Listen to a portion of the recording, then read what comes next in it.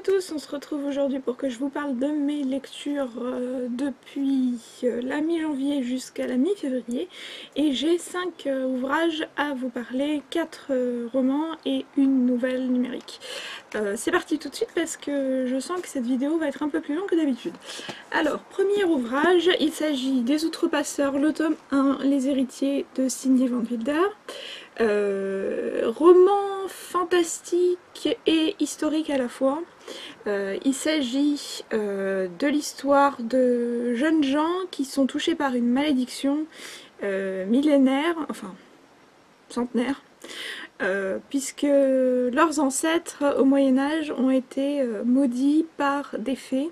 Alors, il ne s'agit pas des créatures de Disney, mais plus des créatures, de villes créatures qui vivent sous terre et qui de temps en temps reviennent sur terre pour accomplir leurs méfaits.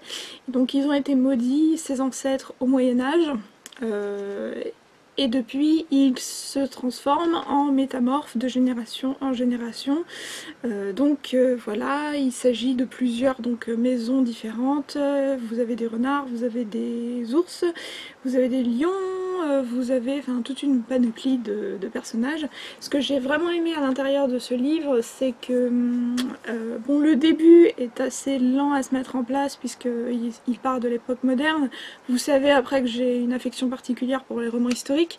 Donc à partir du moment où les flashbacks commencent à arriver, les longs flashbacks commencent à arriver et nous propulsent dans la période du Moyen-Âge, période qui est incroyablement bien décrite, avec du vocabulaire qui est expliqué d'ailleurs en note de bas de page, mais avec un vocabulaire très fidèle, etc.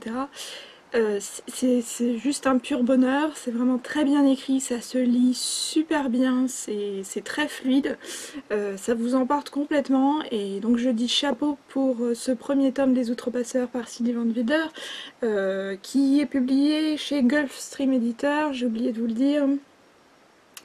18 €, qu'est-ce que je peux vous dire d'autre dessus? Il fait 347 pages, il me semble, oui, 347 pages, et il y aura 3 tomes dans la saga.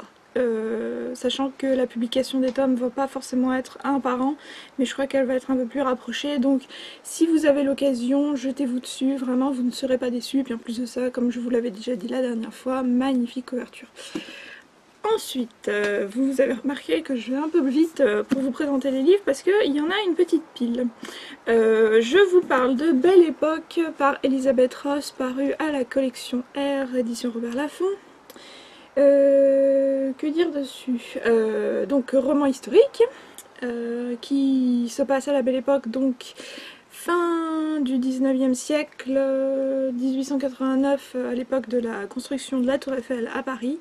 C'est une jeune bretonne qui décide de fuir son patelin paumé parce qu'elle est destinée à être mariée au boucher du village. Et donc elle se dit non, c'est pas possible, je suis pas faite pour ça, et elle s'enfuit dans la capitale pour essayer de mener la grande vie en fait, et d'avoir un destin un peu hors du commun.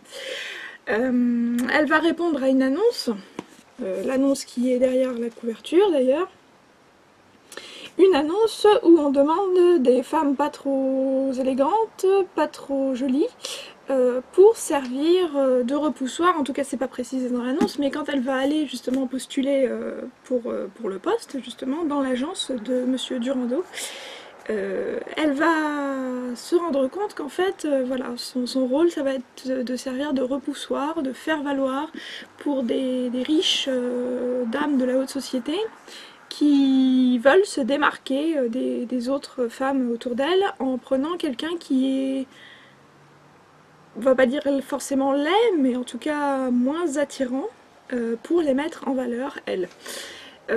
C'est un roman qui est adapté et inspiré d'une nouvelle de Zola, que je ne dise pas de bêtises.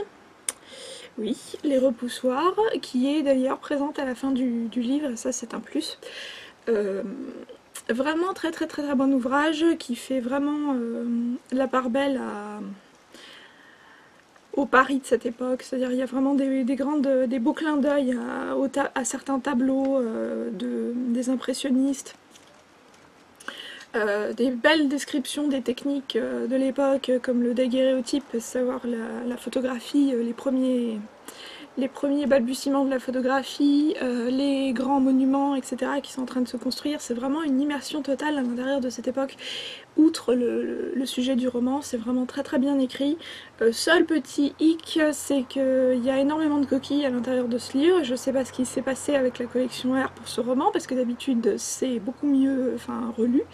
Là, il y a énormément d'erreurs à l'intérieur de ce livre, et on dirait qu'il n'a pas été corrigé en fait. Donc ça, on va dire que c'est un petit moins pour la lecture, parce que quand on est plongé à l'intérieur, d'un coup, ça nous fait ressortir du roman, et c'est pas forcément très agréable. Bref, en tout cas, ça vaut le coup quand même, je vous le conseille amplement. Ensuite, je vais vous parler de la nouvelle numérique The Guard, la deuxième nouvelle numérique de la saga La Sélection par Kirakas. Donc cette fois-ci, il est question, après The Prince qui était axé sur le prince Maxon, il est question du garde Aspen Ledger, donc le premier amour d'America. Et donc on va suivre une partie du deuxième roman L'Élite, selon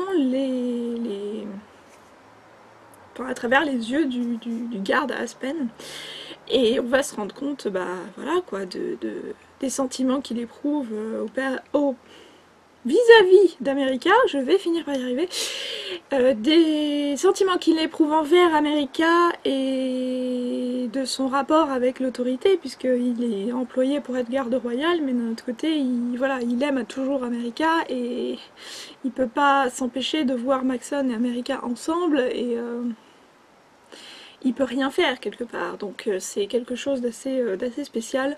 Je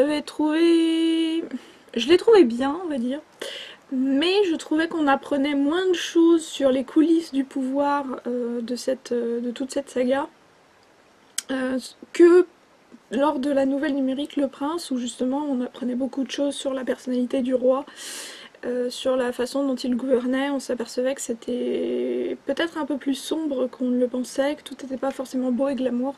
Là par contre, on en a... Enfin voilà quoi, on est déjà au courant de la majorité des choses, et finalement on a l'impression que c'est plus une réécriture du roman, du deuxième roman L'Élite, du point de vue simplement d'Aspen Ledger, sans pour autant nous rajouter de contenu. Voilà. Cependant ça se lit, alors c'est une lecture VO puisqu'il vient de sortir le 4 février aux États-Unis.